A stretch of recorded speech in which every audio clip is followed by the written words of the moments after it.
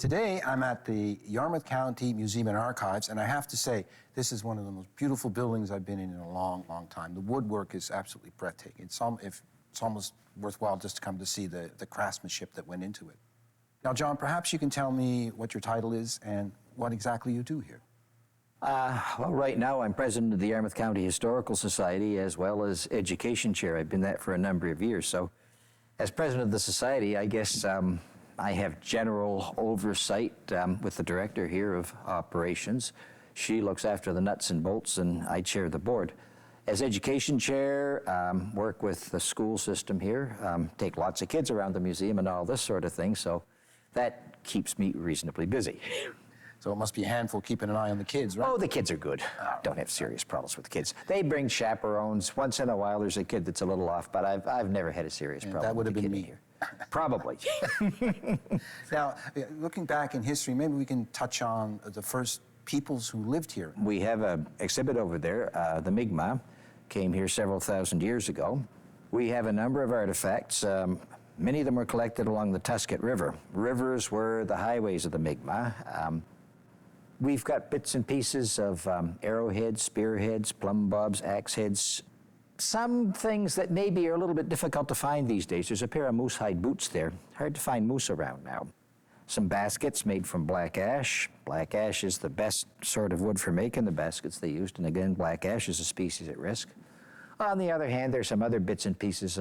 Porcupines were used to decorate some of the baskets. There's maybe more porcupines around now, at least than there were when I was a kid. So, yeah, it's quite a collection of artifacts.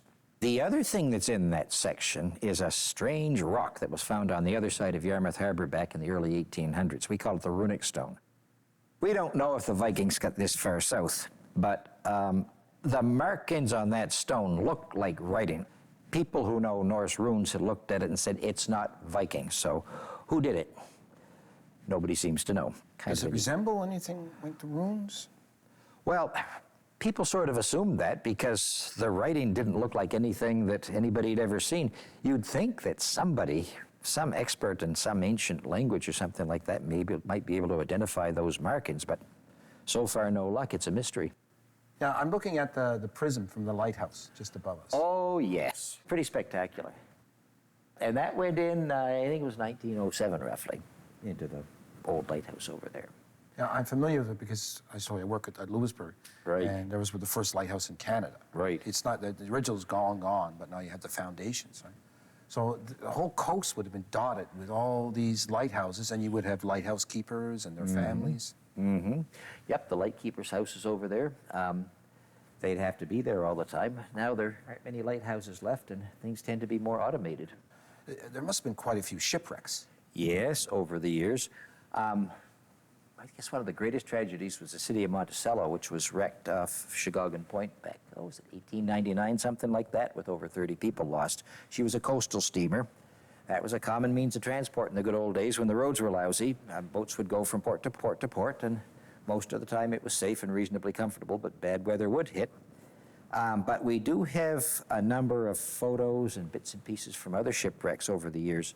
Yarmouth, again, was settled by New Englanders, and after the populations grew and got established, the idea of regular service between Yarmouth and New England came up. And the first sustainable service between Yarmouth and New England started with the Eastern 8 in 1855, and there was a whole series of boats going to Boston.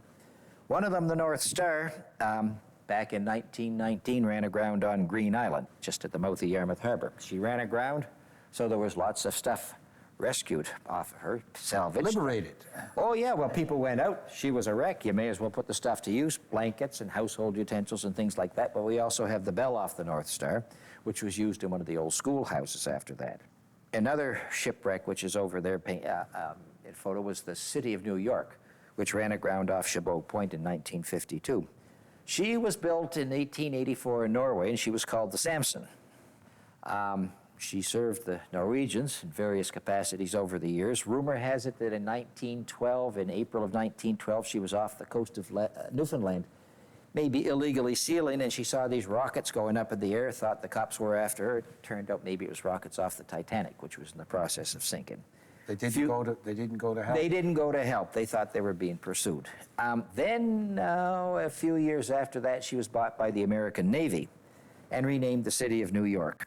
And Admiral Richard E. Byrd, when he did his first exploration of the Antarctic, used her.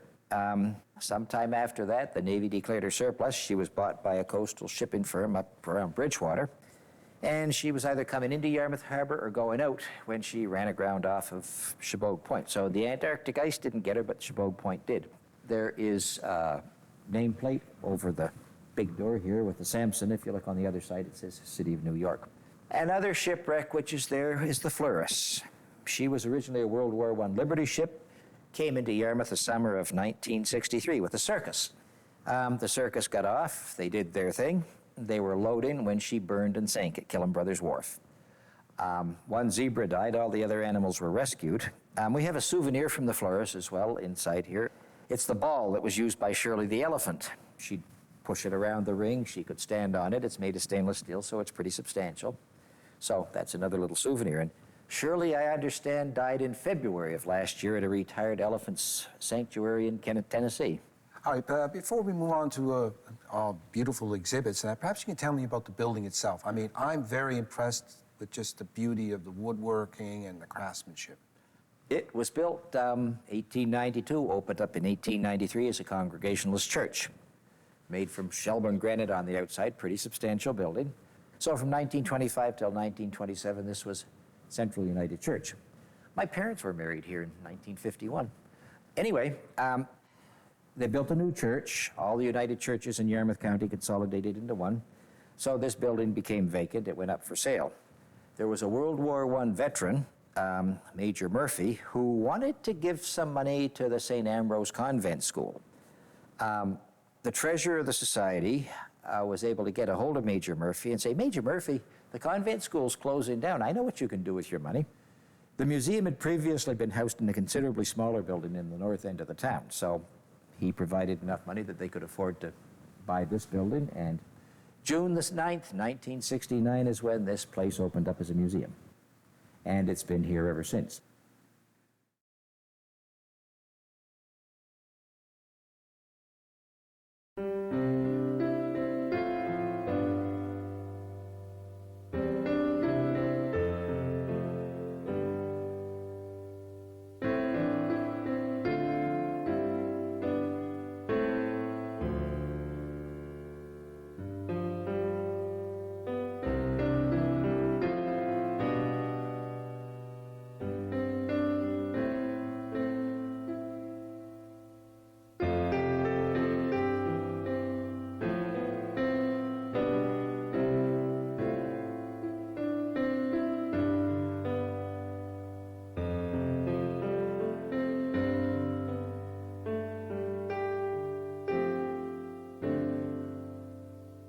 Well, John, here we are in a blacksmith shop. Now, I am familiar with blacksmithing to a certain extent. Now, here, would this be strictly a farrier for horses? Was it for nails? Was he a master blacksmith? Was it for the local townspeople, or did he work on the ships? W.H. Gridley, his blacksmith shop was located just below the downtown on Water Street. There's the sign. But he would do a variety of things. We have an old ship tiller, which is one of the last things he was doing when the place closed down. And the items from the shop got dismantled, moved here, and set up so that could give people some idea of how a forge operated. Spectacular set of bellows here. Yeah, double chambered. I remember chambered. because I have them, and normally you'd have an apprentice that would pull that, and in many instances it would have been his son, right? Mm-hmm. Pumping that air in, and that cold fire, nice high heat. Yeah. You'd put your iron there. There's a couple of tongs to hold the iron, and once it got softened, you could hammer into shape on an anvil, grind sharp corners, drill holes, and there's a tub of water if you wanted to end up cooling her up. There you go. Some kids come in here from the schools and say, is that real water? And the other thing is that orange glow. Is that real fire? No, it's orange plastic with a low voltage light underneath it, but it does the job. So it's quite a collection, and we have some horseshoes and ox shoes and things like that. That's an interesting thing. Some kids, they know what a horseshoe is, but when you show them an ox shoe, what's that? A few of them know. Few of them, no. but not many. Yeah, he would have passed this trade on to his children, yes? Over time, yes. Over time. But it's been a while, and I'm not quite sure when that shop closed down. There was, well, when I was younger, there were still blacksmith shops around. The last building that I'm aware of that was a blacksmith shop, got torn down a year or two ago. Now, this is a very small anvil. I've seen much Yes. bigger ones.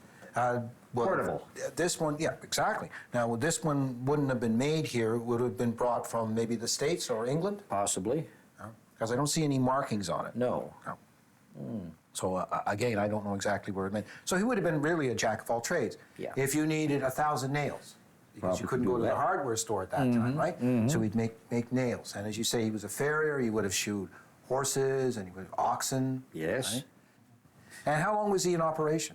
Can't say for sure, number of decades, but I'm not sure the exact number of Now, years. this would have been a really hard trade. Right. And my understanding is you can tell when to work the metal when it's the color.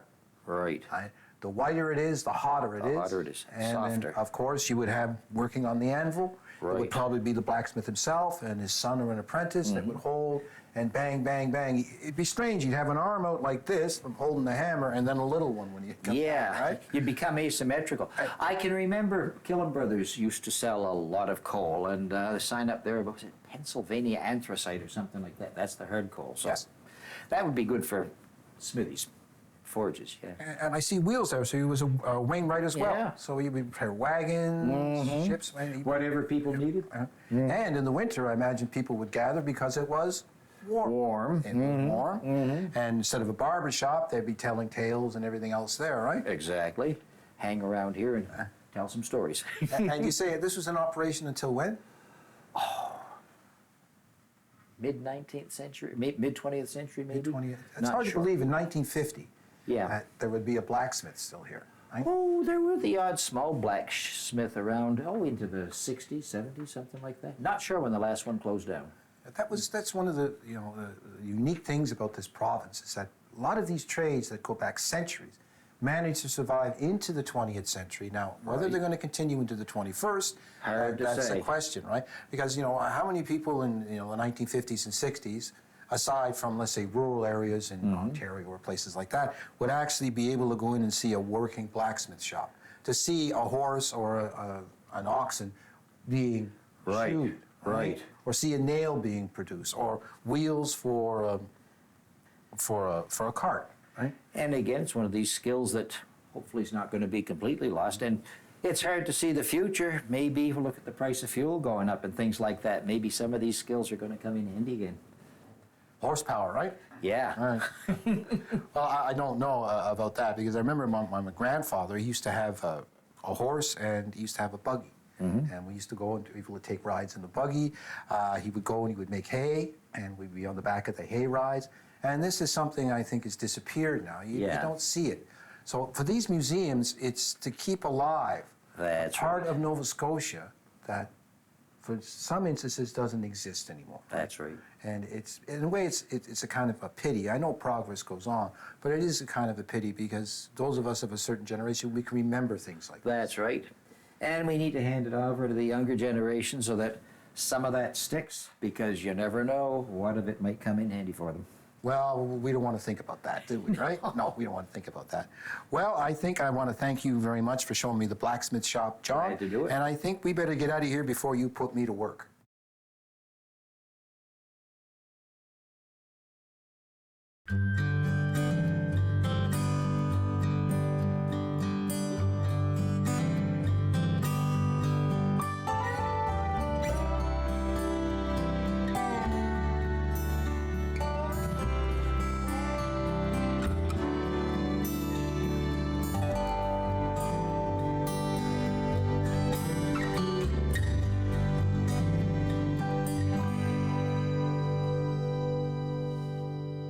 We're now in the carriage room of the Yarmouth County Museum and Archives, and I'm speaking to Nadine.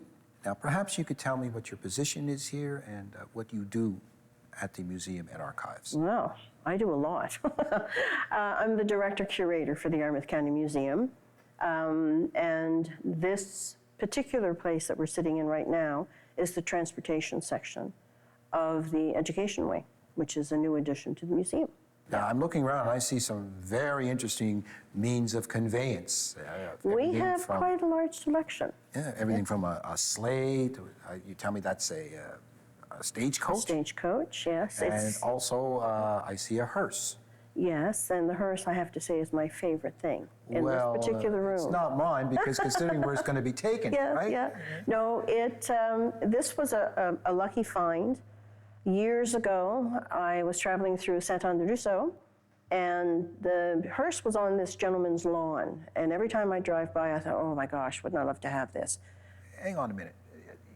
Most people put like gnomes or other things on their lawn, right? This fellow had a hearse. He had a hearse. Yes. I'm sort of leery to ask what his profession was. Well, actually, he was just a local businessman, and he ended up buying like a garage or a shed type of thing for storage. And as they were cleaning it out, he came across the hearse. Now, it didn't have the undercarriage under it, but he did find there's nobody in it. Okay. There's I just nobody. want to make that clear. Yeah, no, it was completely empty.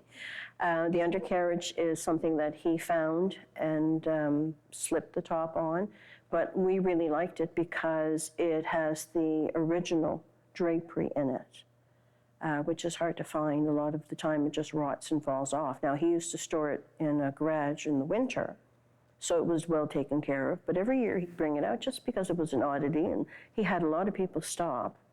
And came in one day and said, so I have this hearse. And I said, yes, Mr. Surratt, I know you have this hearse. And would we like it? And yes, definitely. So we have pictures of when we rolled it into the big barn doors over there. And yeah, so it's been here ever since. And you have a good story about it actually being used and the coffin. It did. Well, it was used for the parish of Saint-Anne-de-Rousseau for years and years. The records about the hearse, unfortunately, burnt along with the church at one point. So when it was made or where it was made or any information like that, there was a newspaper article that we came across that said that Jacob Sweeney used to build hearses. Now, if you're coming into Yarmouth on Route 1, at the stop sign, and I'm going to mention a local eatery, McDonald's, on the opposite corner, there's Sweeney's Funeral Home. Sweeney's Funeral Home used to be located across the street in what is a furniture store right now. And Jacob Sweeney he was a furniture maker and a coffin maker. And he could possibly have made this particular one. So it's kind of neat. But yes, they had tried, there was a local gentleman who was heavily involved with the Boy Scouts for many, many, many years. And when Mr. Clements passed away, story has it that they wanted to use this hearse and just have it driven down the main road in Saint-Anne-de-Rousseau. But unfortunately, the coffins today are so much bigger than they were years ago, and it just wouldn't fit. So unfortunately, they couldn't use the hearse. And you don't want to think, do you want to make the coffin smaller or do you want to make the body smaller? Well, yeah, the coffins now are, we're getting a little bit morbid now, but... We're talking about a hearse, We're talking about a hearse. Morbid, I mean, I'm not putting a hearse on my front lawn, right? No, we're not. But no, the coffins now are so huge. They're padded with all sorts of stuffing, and I don't know. It's not like you're going to feel it. It's not my route, I'll tell you that. Mine either. We were talking about that earlier, right? No. I'm going to be in a nice little box, right? Thank you very much. Yes, but it's beautiful, despite its purpose. Yes, It's still, and as you said, it must have been very, very rare to find the drape because the cloth usually doesn't survive, right? No. Either it's in the sun where it fades away, or moths get at it, or something. And that he had it outside every summer, exposed to the elements, is surprising. It is very surprising. Yeah. Now, some of the other means of transportation beside you is a stagecoach. Yes. Now, I have to look at that, and we've all seen movies, and stagecoach doesn't look like that. It looks very elaborate. It's painted, and it's not like you'd see something you don't expect John Wayne to be out shooting away, sort of thing, right? Yeah. But perhaps you can give me a little background on that, because it really, to survive in that good condition, considering it would have been used at the time, and then where did you find it, and how did it end up here? Well, it actually doesn't belong to us. It belongs to the Nova Scotia Museum. And the Yarmouth County Museum, a lot of people think, because of our size, that we are provincially funded, and we're not. We're society-owned. So if you buy a membership to the society, you own part of the museum. You're part of the ownership. But the Nova Scotia Museum has a series of museums throughout the province that are owned by the province. And the Nova Scotia Museum had this beautiful stagecoach, which is the Yarmouth to Tuscot stagecoach. Carried the mail and carried passengers. And they had it on display many years. I remember going to Halifax and just standing in awe of it. It was just amazing to think that people use these things to travel around home. And for many years, it was in storage. So when this addition to the museum was completed in 2002, 2003, we made arrangements, or I shouldn't say wait, my predecessor, Eric Ruff, made arrangements with the Nova Scotia Museum to borrow it. So it's here on loan, and it is the star attraction in this room. Now, given the state of the roads at the time, it must have been one very uncomfortable ride. You're probably better off taking a ride in the hearse. Well, I can only compare it to, I live on a graveled road myself. And oh my gosh, it's bad enough in my car.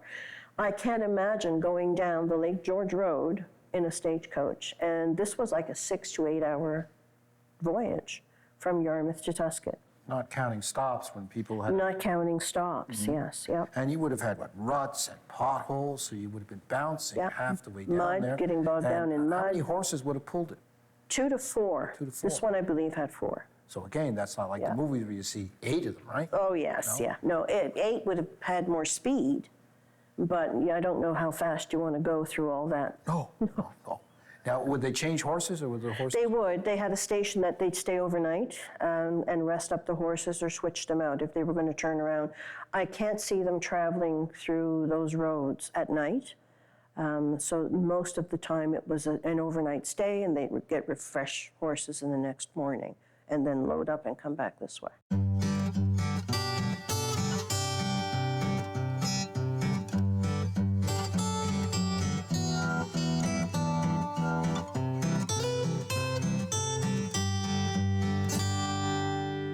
We're in the music room, and I must say that I'm looking at all these wonderful instruments, particularly the phonograph. Now, I've refinished 2 of them. Oh, really? One of them was an old Colombian, and the first one was an Edison cylinder player.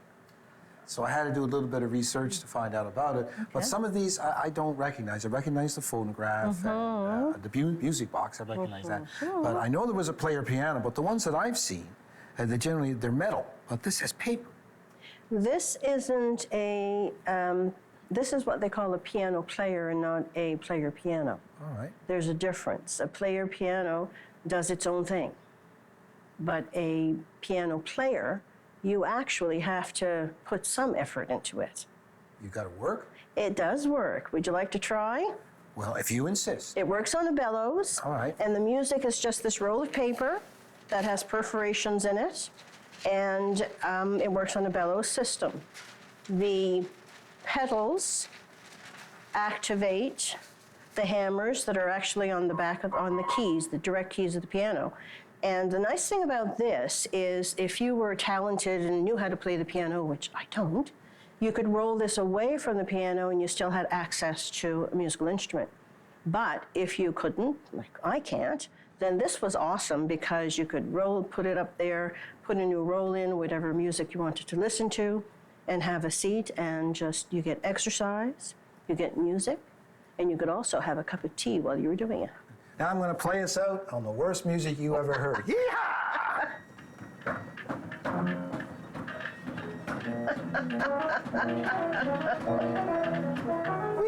You're getting the hang of it. The hang of it, yes.